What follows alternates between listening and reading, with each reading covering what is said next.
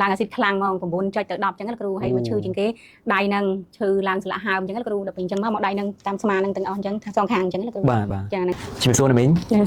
បាទអនុញ្ញាតសុំស្គាល់ឈ្មោះផងណាមីងខ្ញុំឈ្មោះថោងហ៊ឿនលោកគ្រូថោងហ៊ឿនបាទណាមីងមានបញ្ជនប៉ុន្មានណាមីងសុំខ្ញុំមានបញ្ជនអាយុ55ឆ្នាំហើយ55ឆ្នាំហើយមួយសាច់នៅចាំល្អបាទណាមីងអញ្ជើញមកពីខាងណាវិញដែរណាមីងខ្ញុំរាល់ថ្ងៃធ្វើការនៅបារីមានភ្នំពេញផ្លូវជាសភារាលោកគ្រូអូផ្លូវជាសភារាសែនសុកនេះទេចាហ្នឹងលោកគ្រូបាទអញ្ចឹងណាមីងមុនពេលដែលណាមីងបានទទួលទានជាមួយនឹង We Hope តែណាមីងមានអាការៈធ្វើទុកឬមួយក៏អាការៈបែបណាវិញដែរណាមីងខ្ញុំកាលមុននឹងទទួលទាន We Hope នេះខ្ញុំអាការៈខ្ញុំឡើងអាស៊ីតខ្លាំងហ្មង9ចុចទៅ10អញ្ចឹងលោកគ្រូហើយមកឈឺជាងគេដៃនឹងឈឺឡើងស្លាក់ហើមអញ្ចឹងលោកគ្រូដល់ពេលអញ្ចឹងមកដៃនឹងតាមស្មានឹងទាំងអស់អញ្ចឹងសងខាងអញ្ចឹងលោកគ្រូបាទបាទណាមីងបាទតែមុនពេលដែលទទួលទាន We Hope មានអាការៈឡើងអាស៊ីតខ្លាំងរហូតដល់9ចុច10ចុចចាហ្នឹងហើយឡើងខ្ពស់មែនតើឡើងខ្ពស់ណាស់មានទៅជាឡើងហើមឡើងអីណាមីងអត់មានហើមតែដល់មានចាប់ដើមឈឺស្លាក់ហ្មងលោកគ្រូឈឺចាប់ពីខាងក្នុងហ្មងចាប់ពីខាងក្នុងធ្វើមិនកំបាត់ប្រើថ្នាំពេទ្យទៅពីពេទ្យមួយទៅពេទ្យមួយដើរថតអីចឹងលោកគ្រូតែថតមិនក៏គេមើលអត់ឃើញថាអត់មានប៉ះពាល់អីចឹងណាតែថតមិនក៏គេមើលអត់ឃើញយើងថតអត់ត្រឹមមកប៉ុស្តិ៍7រៀប5កាយ2ប៉ុស្តិ៍15ចឹងគេមើលអត់ឃើញអីទេលោកគ្រូ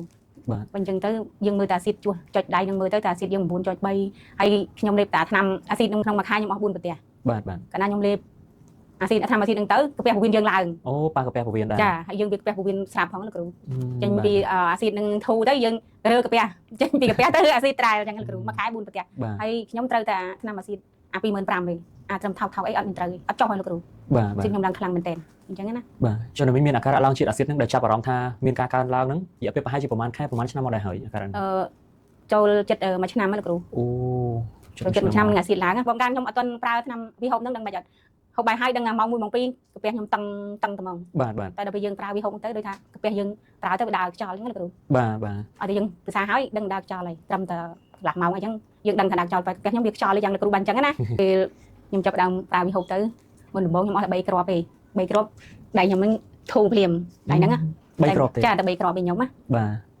ហ្នឹងហើយដល់ពេលអស់មកអប់ដៃនេះធូរម្ដងធូរដូចថាជាហ្មងបាត់ត្មងទៅប៉ុន្តែខ្ញុំជាព្យាយាមរហូតឲ្យវាជាដាច់ចឹងលោកគ្រូមានជូនពរគាត់ដែលមានជំងឺដូចខ្ញុំឈឺសន្លាក់សរសៃកាពះពោះវៀនហ្នឹងសូមជូនឲ្យ